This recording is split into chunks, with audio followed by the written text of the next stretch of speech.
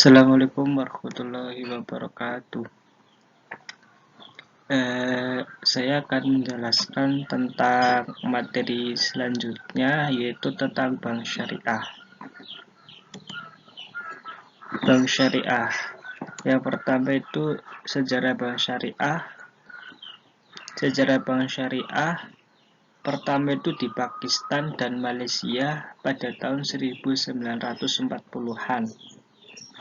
Dan yang kedua itu di Mesir tahun 1963, yang mana berdiri Islamic Rural Bank. Kemudian produk bank syariah. Produk bank syariah dibagi menjadi 3. Yang pertama itu ada al-wadi'ah atau simpanan atau titipan pada bank syariah. Kemudian ada mudharabah, yaitu tabungan pada bank syariah, dan juga ada deposito mudharabah. Yang ketiga itu ada pembiayaan dan bagi hasil. Dengan bagi hasil, kalau pembiayaan dengan bagi hasil ini merupakan akad-akad yang ada di dalam bank syariah, seperti al-musyarakah.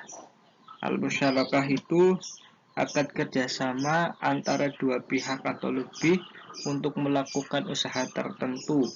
Masing-masing pihak memberikan dana dengan kesepakatan keuntungan atau resiko ditanggung bersama sesuai dengan kesepakatan. Jadi kalau di akad al-musyarakah ini, dua pihaknya itu sama-sama memberikan modal.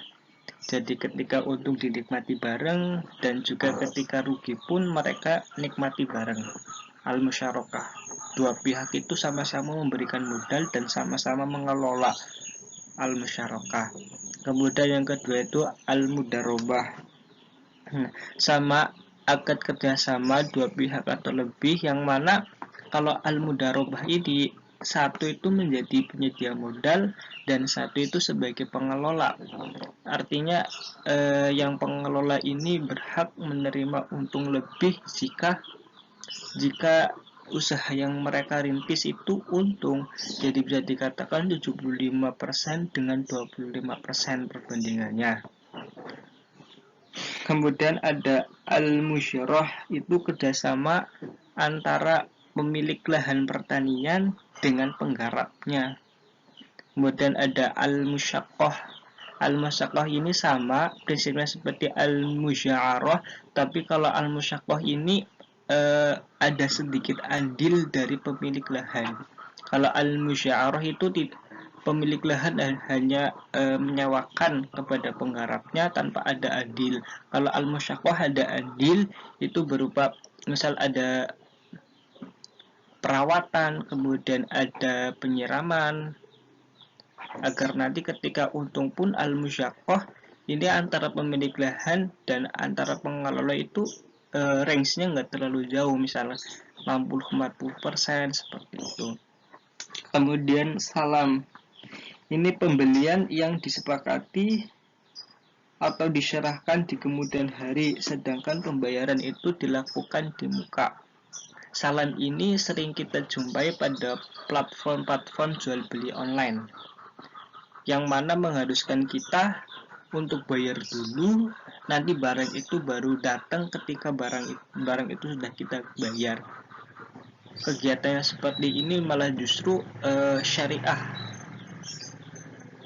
Itu salam. Kemudian istighna itu pre-order.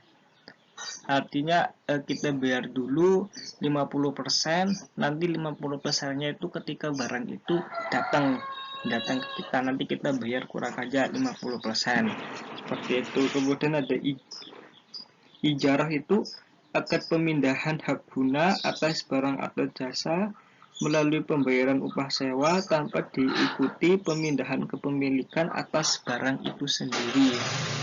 Artinya ini hanya proses penyewaan saja tanpa adanya diikuti pemindahan kepemilikan. Misalkan saya menyewakan lahan, ya lahan itu hanya disewakan, nanti ketika sudah selesai kepemilikannya tetap milik saya. Itu kalau ijarah.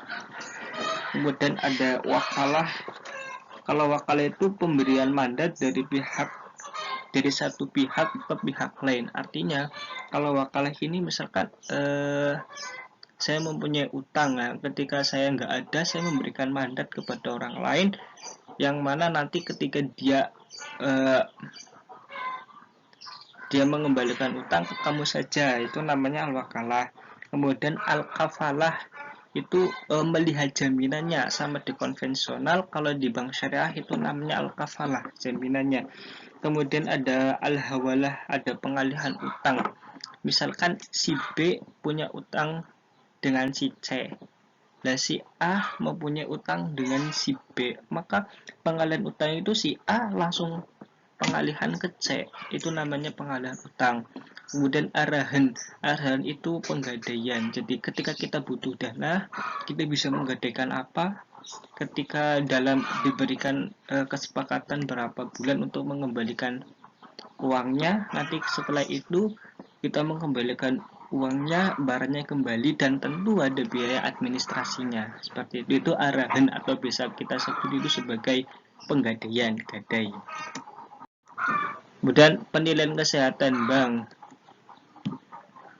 Penilaian kesehatan bank ini prinsipnya sama seperti bank konvensional, yang mana dilakukan triwulan atau 3 bulan sekali. Apa saja yang dinilai? Yang pertama itu ada aspek permodalannya. Aspek permodalan itu kemampuan bank dalam menyediakan modal. Dalam menyediakan modal para calon nasabahnya. Jangan sampai calon nasabah itu ingin meminjam uang tapi bank itu tidak ada modal. Itu aspek kesehatan banknya kurang. Kemudian ada likuiditas, kemampuan dalam melunasi utang, dan sensitivitas itu ada kemampuan untuk menghasilkan laba. Sehingga dengan menghasilkan laba, maka kesehatan banknya itu akan terjaga, akan baik, seperti itu.